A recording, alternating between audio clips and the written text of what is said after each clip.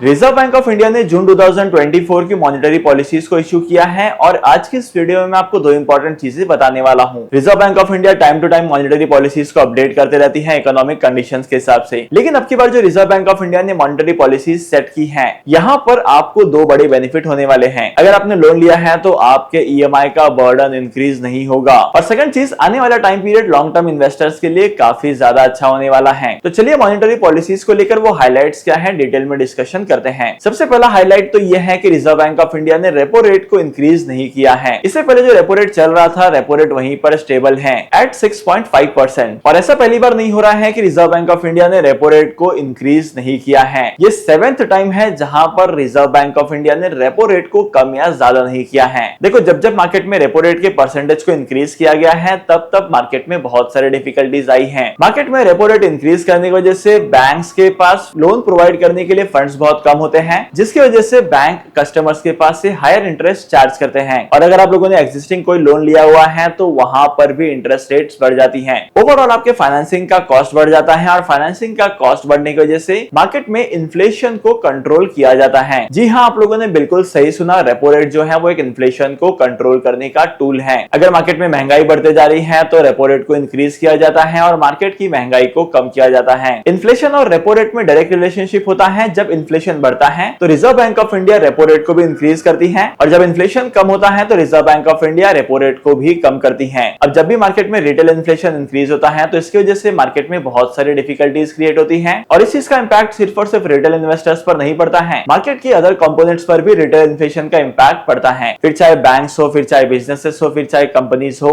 या फिर चाहे स्टॉक मार्केट हो, हर चीज पर रिटेल इन्फ्लेशन का कुछ ना कुछ इंपैक्ट पड़ता है। तो रिटेल इन्फ्लेशन को कंट्रोल करने के लिए रेपो रेट को कम या ज्यादा किया जाता है और करंटली मार्केट में रेपो रेट को इंक्रीज ना करने के पीछे का एक सबसे बड़ा इंपॉर्टेंट रीजन यह है कि currently reserve Bank of India को लगता है कि इंडिया के इकोनॉमी की सिचुएशन काफी ज्यादा सही है और इन्फ्लेशन भी कंट्रोल में है। और अगर आप लोग मार्च और अप्रैल के रिटेल इन्फ्लेशन के डेटा को देखेंगे तो यहाँ पर रिटेल इन्फ्लेशन काफी कम नोट किया गया है। मार्च 2024 में रिटेल इन्फ्लेशन का परसेंटेज था 4.83 और अप्रैल 2024 में ये परसेंटेज था 4.85%, जो कि काफी ज्यादा कंट्रोल में है। अब शायद आपके दिमाग में यह आ रहा होगा कि रिजर्व बैंक ऑफ इंडिया ने रेपो रेट को कम या ज्यादा नहीं किया है। अब शायद आपके दिमाग में यह भी आ रहा होगा कि रिजर्व बैंक ऑफ इंडिया ने रेपो रेट को कम क्यों नहीं किया, क्योंकि reserve Bank of India repo rate को ज्यादा और कम भी कर सकती है। अब देखो, रेपो रेट को कम करने के लिए बहुत सारे फैक्टर्स पर ध्यान देना पड़ता है। देखो, रेपो रेट कम करने के बाद क्या होगा कि मार्केट में कैश का इनफ्लो बढ़ जाएगा और कैश का इनफ्लो बढ़ने की वजह से और ज्यादा डिफिकल्टीज क्रिएट हो सकती हैं। क्योंकि अगर आप लोग फूड इन्फ्लेशन के ग्राफ को भी देखेंगे तो फूड इन्फ्लेशन का डेटा भी काफी ज्यादा इंपॉर्टेंट है। समर्स के बाद पता चलेगा कि मार्केट में कितना प्रोडक्शन हुआ है फूड का